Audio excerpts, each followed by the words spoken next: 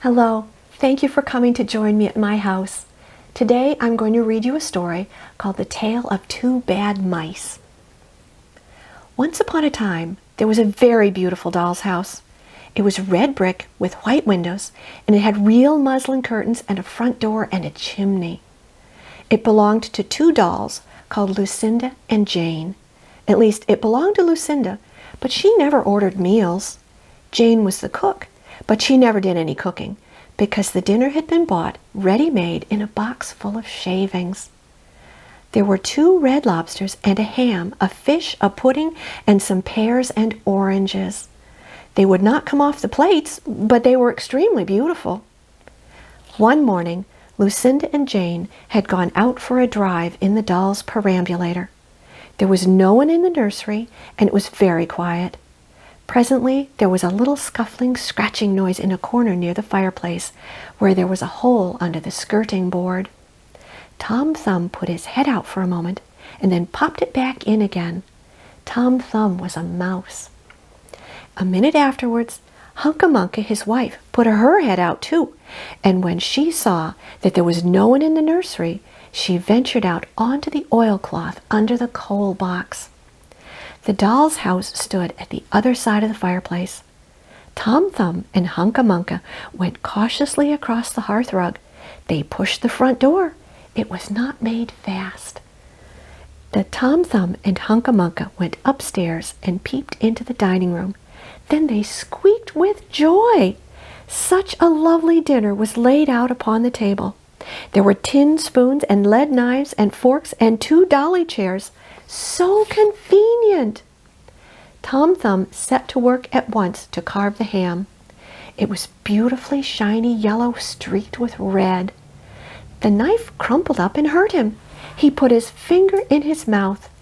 It is not boiled enough. It is hard. You have a try, Hunca-Munca. Hunca-Munca stood up in her chair and chopped at the ham with another lead knife.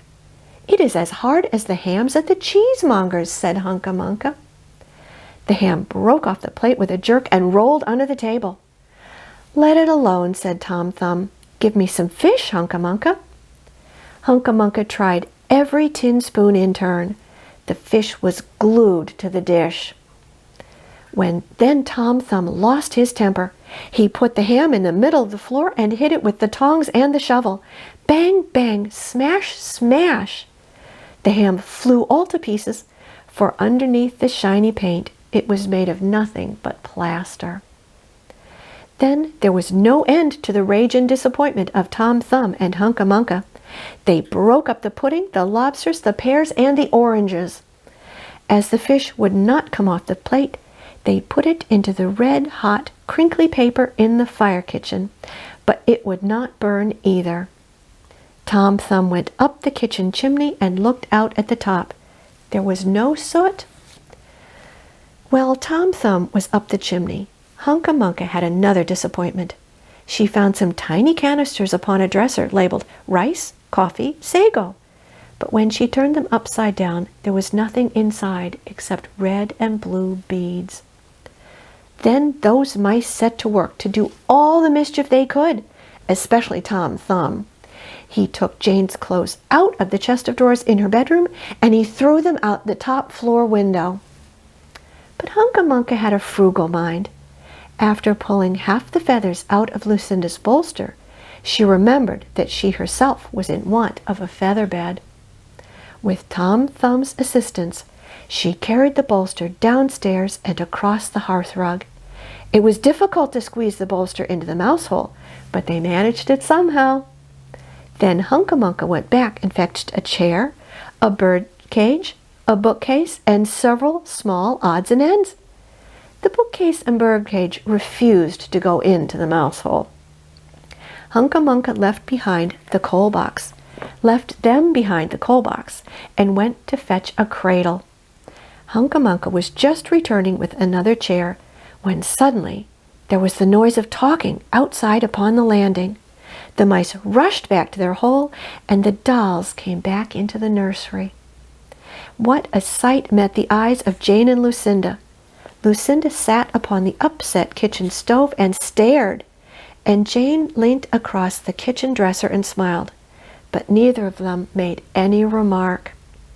The bookcase and the birdcage were rescued from under the coal box, but Hunca-Munca has got the cradle and some of Lucinda's clothes. She also has some useful pots and pans and several other things.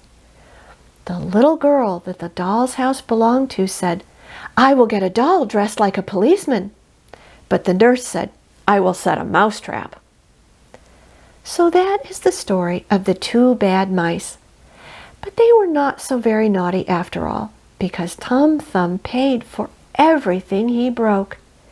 He found a crooked sixpence under the hearthrug, and upon Christmas Eve, he and Hunca-Munca stuffed it into one of the stockings of Lucinda and Jane. And very early every morning, before anybody is awake, Hunca-Munca comes up with her dustpan and broom to sweep the dolly's house.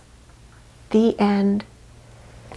Thank you for joining me. I'm so glad you could listen to my story. I hope you enjoyed it as much as I enjoyed reading it. Goodbye for now.